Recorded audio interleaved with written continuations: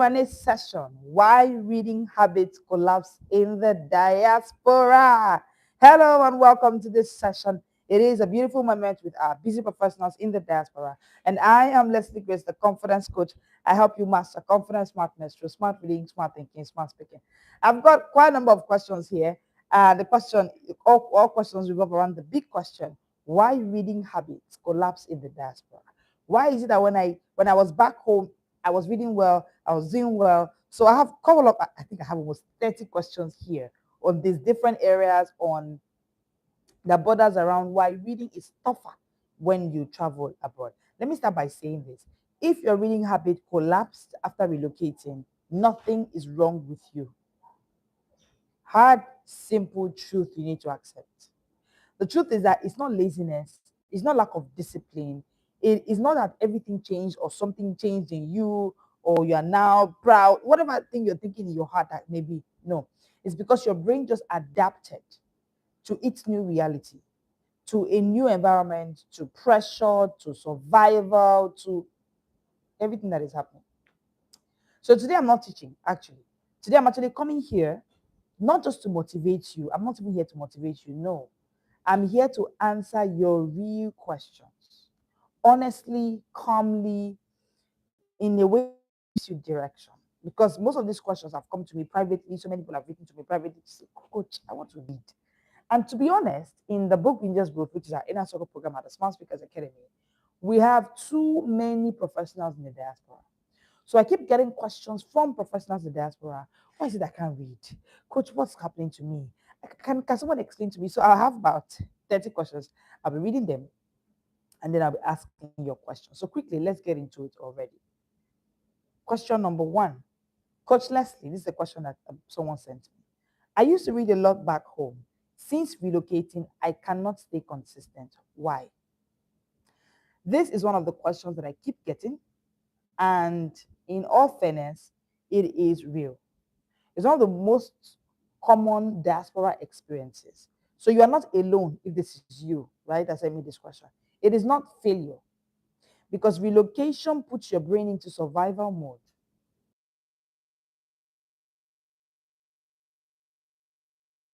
I thought you were saying, sorry, please. This is one of the most common questions. And the truth is that relocation puts your brain into survival mode. Relocation puts you in the place of new systems, pressure to perform, constant thinking. Your brain just prioritizes anything that feels non urgent. And so, because of all the pressure you're feeling, reading actually feels somewhat non urgent. And so, your brain is saying, no, we're not doing this. No, your brain is not. Your brain, let's not do this. That's not laziness. It's actually a neuro adaptation. It's actually neuro adaptation. So your brain is just trying to adapt. Stop blaming your brain. Stop hitting hard on your brain so much. And that's exactly why we created the Healing from Reading Trauma course. Because when you relocated, right, the trauma that you think your body is feeling, or your children is feeling, or the people around you are feeling, your brain is also going through some sort of trauma. Because of that whole being yanked off and put it in survival mode all of a sudden is also needing some neuro adaptation. We need the we need the Q&A topic put pinned. We need it pinned on the screen. Okay, so this is exactly why we created the Healing from Reading Trauma course. If you can see and hear me, let me know in the comment section where you are joining me from. Hit the like button, hit the subscribe button. You will love it being here today. We're taking live Q&A sessions today already. Okay, and in that course, we will start by helping your brain heal so that your brain can feel safe around reading again. See, relocation is traumatic. Write it down. It can be traumatizing. Change, the culture shock, all of the things that happens when you relocate can be traumatizing. So it's also affecting how you read. So if you relocate and you're wondering why is it I can't read anymore the way I used to read, then I have just answered the question. Question number 2 I have here. Why does reading now feel heavy and stressful instead of enjoyable? Let me answer you. Because reading has become associated with pressure, not pleasure. That's why. So if this is your question, this is my answer for you. Because reading has not been associated with pressure, not pleasure. That's why it feels like it's stressful. It feels like it's something you want to do, but you don't want to do at the same time. Why? Deadlines, self judgment. I should be reading kind of phrase flowing through your brain. Your brain starts to experience reading as a task that it might fail. So it keeps resisting it. Your brain wants to read, but it keeps resisting it because it just feels like this is the task. I might fail again. Because you're already used to task every day facing you in the diaspora. So somehow you just take the reading and you add it to that list of tasks that you have to do. And this is what I call reading trauma. So your brain begins to experience reading as something it might fail. That's already reading trauma. And that's why the Healing from Reading Trauma course was created. That course will help you repattern the brain reading relationship, not forcing habits. So if ever since you went to the diaspora, this question is coming from you, that you're now wondering why reading feels heavy, we need to repattern a brain reading relationship for you. That's the answer to your question. And how to repattern that brain reading relationship is right inside the Healing from Reading Trauma course. If you can see and hear me, let me know in the comment section where you're streaming from. Hit the like button, hit the subscribe button. You will love it here. Please don't be here alone. Especially if you know other professionals in the diaspora that are struggling. The struggles are real. They are really struggling with how do I read in the diaspora? Why am I struggling with reading ever since I Japan? All right. So question number 3. I start books, coach, but I can't finish them anymore. Is something wrong with me?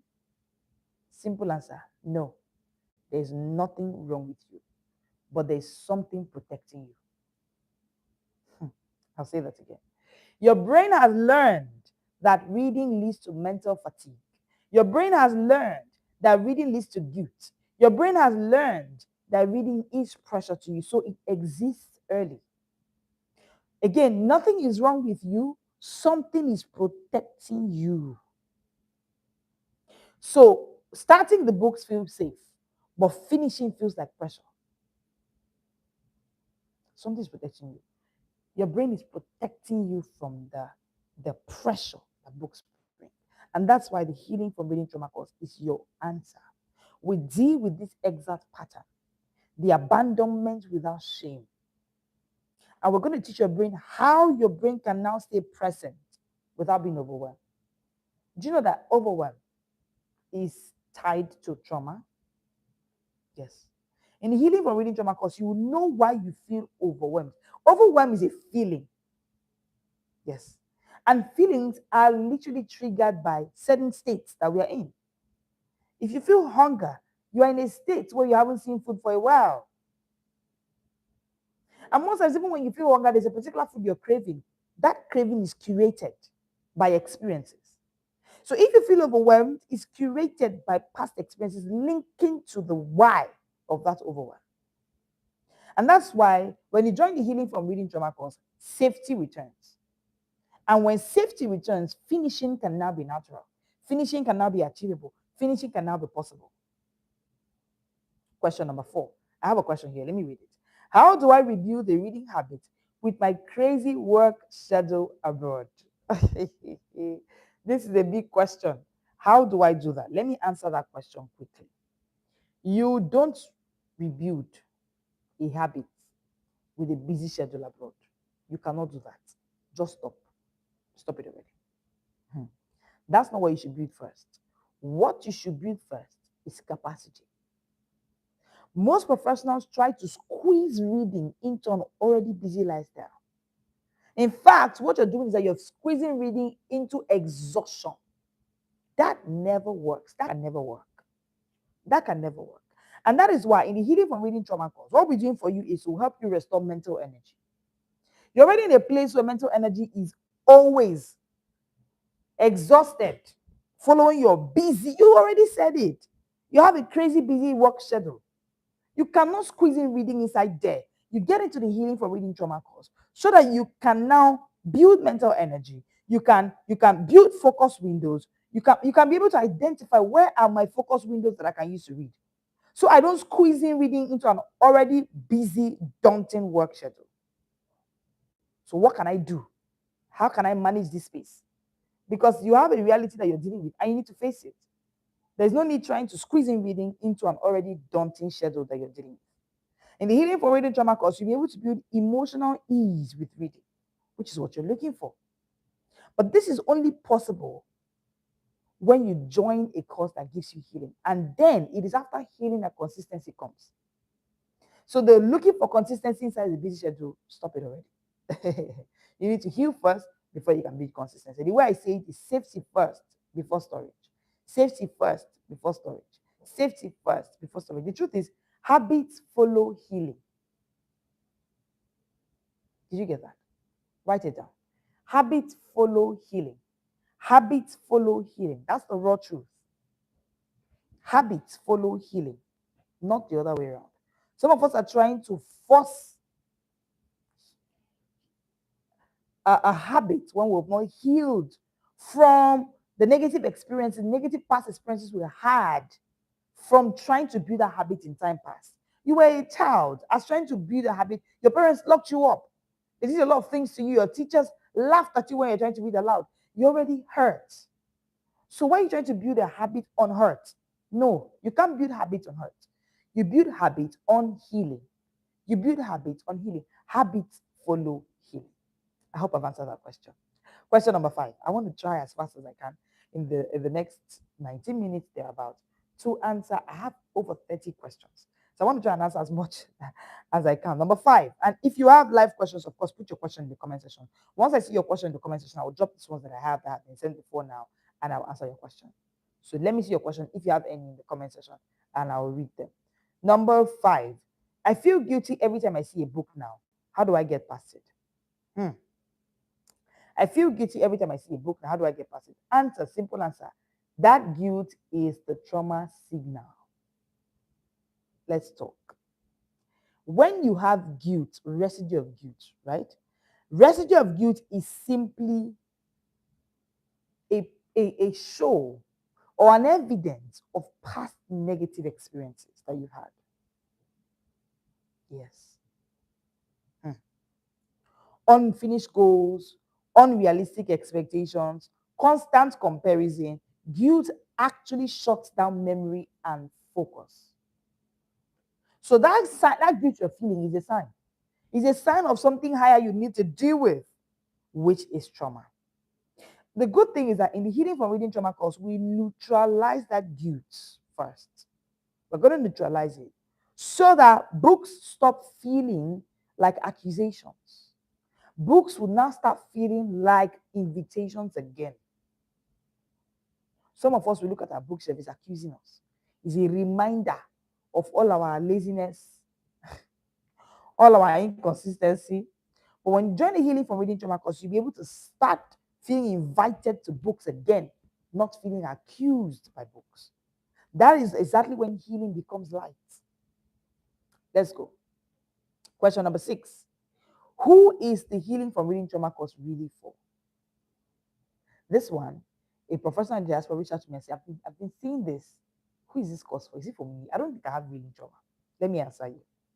This Healing from Reading Trauma course, of course, the details is on the screen as you can see it. And if you're watching replay, you see the details in the description box on this video, so you can take that course. So let me explain who this course is for. The Healing from Reading Trauma course is for busy professionals, especially in the diaspora. Those of you who want to read, you know that reading matters.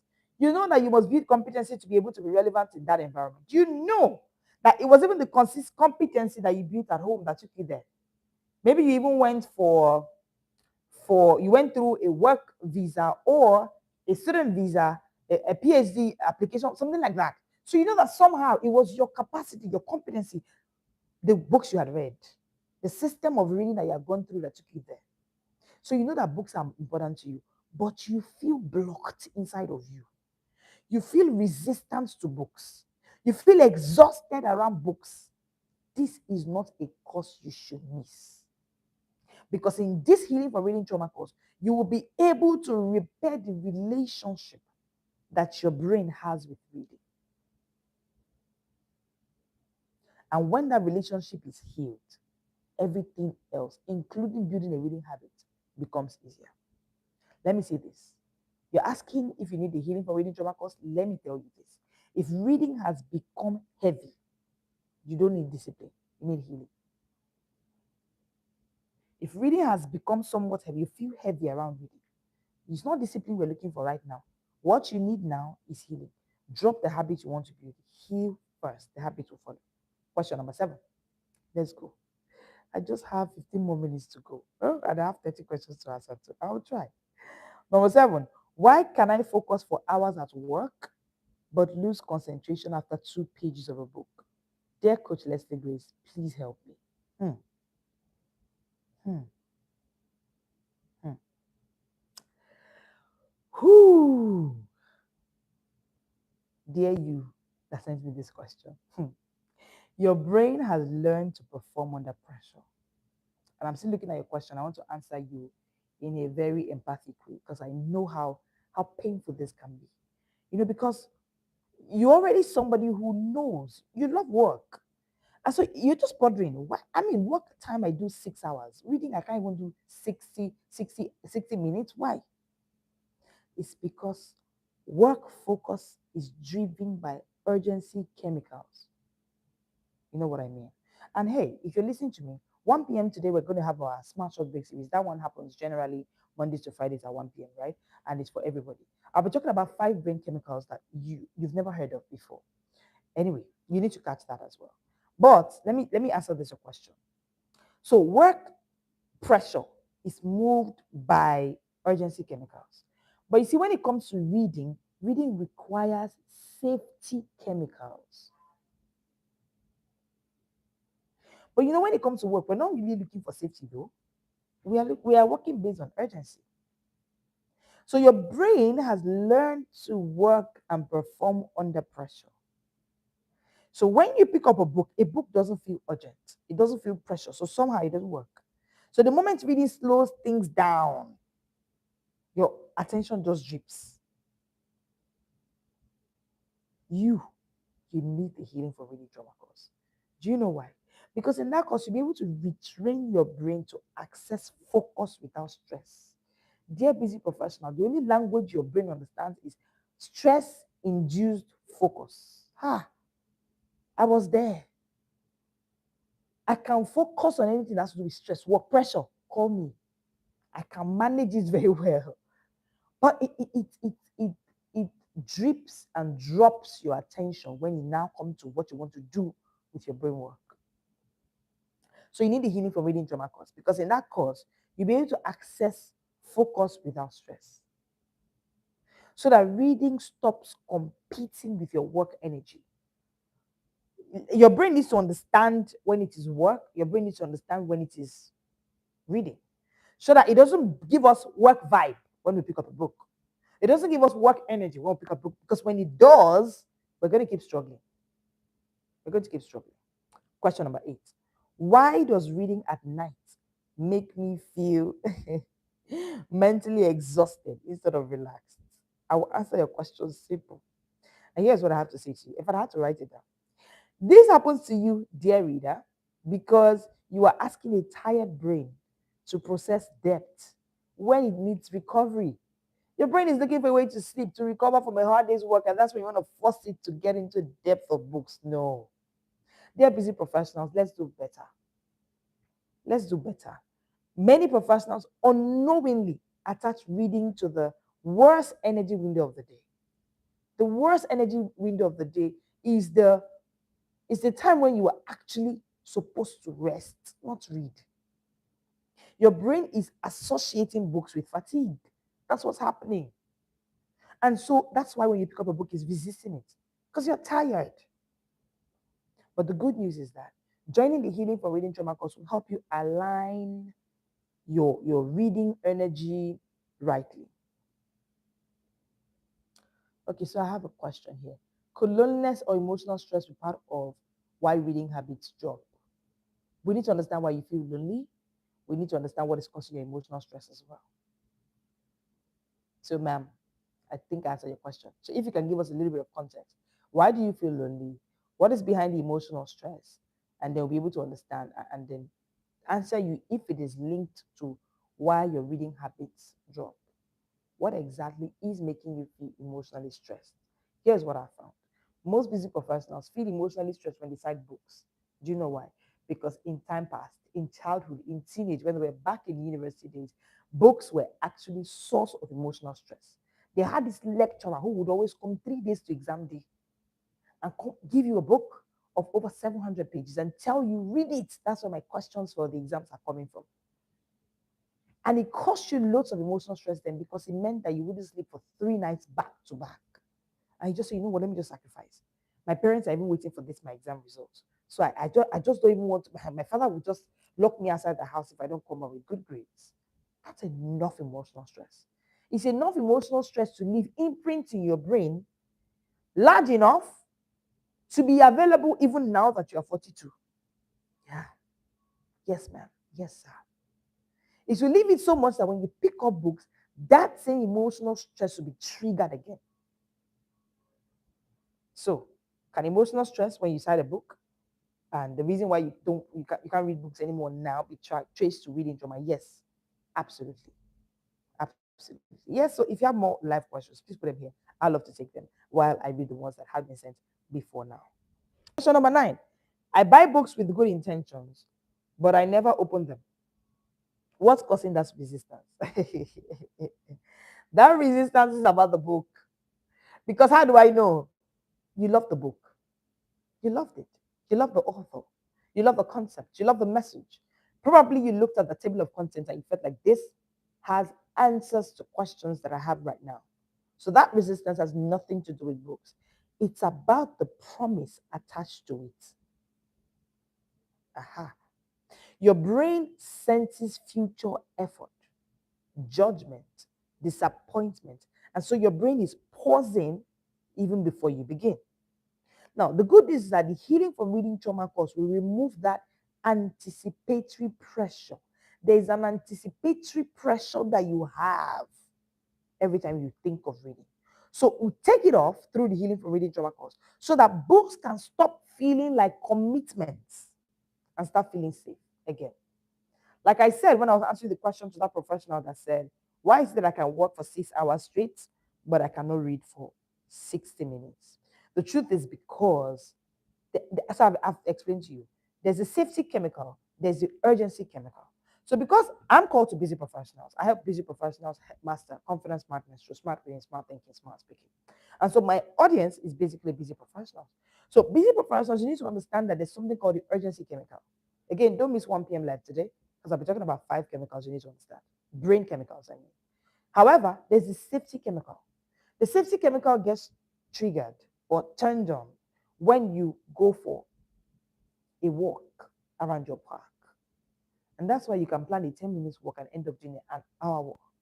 The safety chemical, the fun chemical, is released when you are at the cinema seeing that movie with your husband.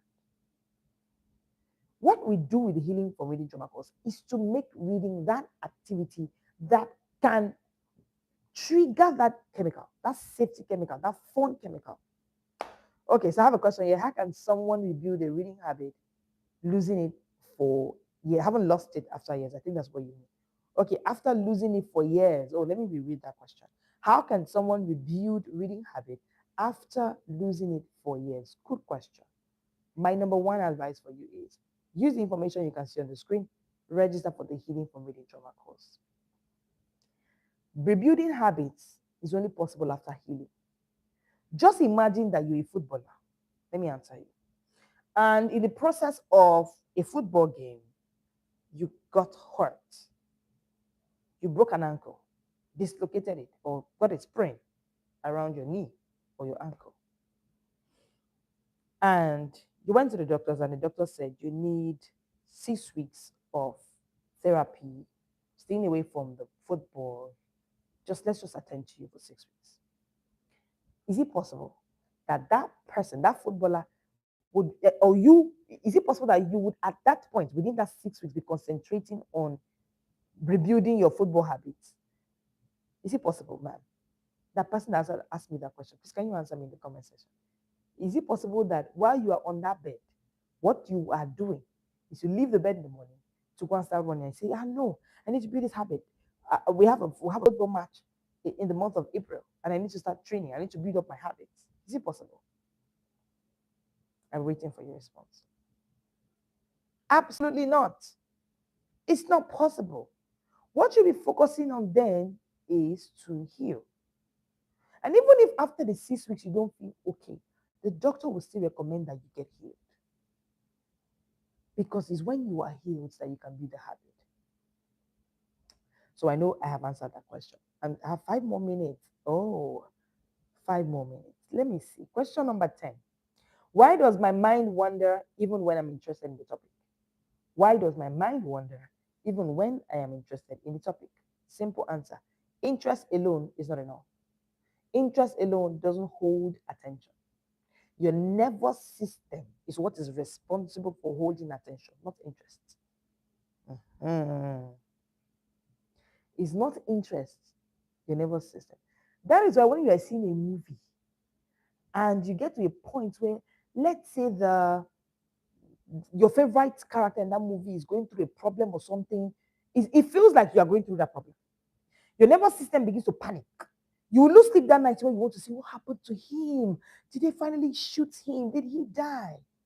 Do you know at that point, it's not your interest holding your attention down. It is your what? Nervous system. Again, that's why I said the healing from reading trauma course is to build your brain, shift it, put in certain chemicals, and then move it so that it can work in tune with your desire to read more books this year. Because desire alone is not enough. If your brain is overstimulated, for instance, or emotionally overloaded, it cannot sustain presence, even with good content.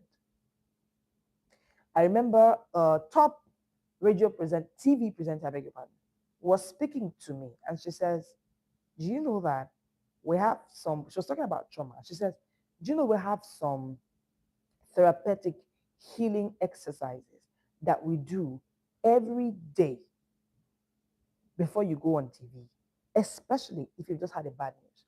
And she says to me, of course, she's in her 60s, she says that when her dad died, they had this, because in their office, so it's a system, right? Because of the kind of work they do as TV presenters. She said they have it put up as a signage somewhere close to them.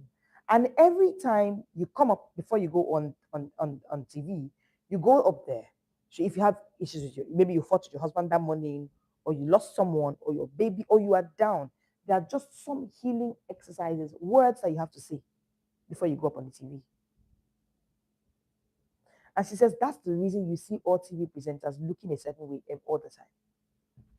She said, I've had to go on TV even on the toughest days. She said the day she lost her dad, she was just 62. Her dad was aged. However, a loss of a dad is a loss of a dad, no matter your age, right? It was traumatizing for her. And she goes, but when I got up, I first got in some healing, and then I went upstage, and nobody knew that this is what she was just going through. What am I trying to say? When your brain is overstimulated or emotionally overloaded, it cannot sustain presence. So for TV presenters at that level, there are things they do to sustain presence. If they do not do that healing, they cannot sustain presence, even with good content. That's what the healing for reading trauma course is for you. It's like that signage, it's like that healing exercises that they made for TV presenters to heal before they can be able to sustain presence. So I take the final question, if I can.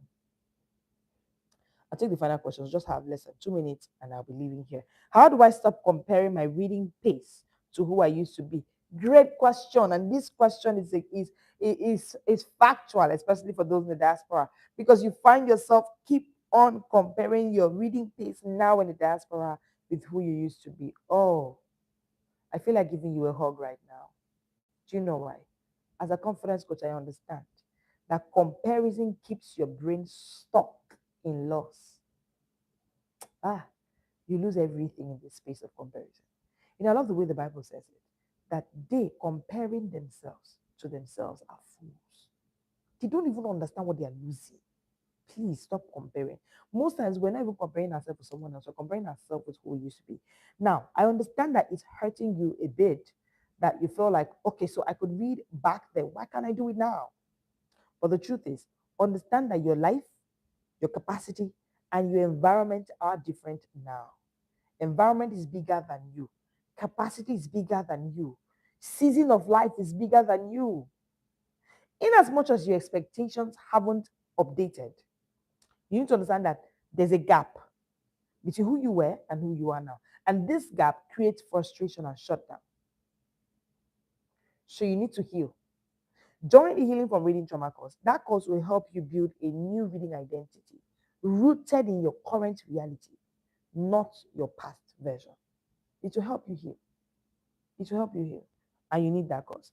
Okay, so this is the best we can take. We cannot go beyond this. And we have, I could only take 11 questions and just a few more questions that I took from the live stream. I hope that this answers your questions. We cannot go more than this. But if you need more than this, then let me know in the community. We will see if we can schedule another time to answer more questions on diaspora issues with reading. All right. But it's been a good moment being here with you. I hope that this answers most of your questions. Let me know in the comment section. Do you have more questions to ask? Put in the comment section. I would respond. That's one thing I would do. Put your comments in the comment section. I would respond. No matter what your question is, I would respond. Okay. In the community, you can feel free to reach out. Use our numbers on the in our description box to be able to get access to me, and I'll answer your questions. Those in the diaspora, I feel for you. Honestly, I empathize with you. I feel your pain, all of your struggles with confidence, smartness, through smart reading, smart thinking, smart speaking. I get it.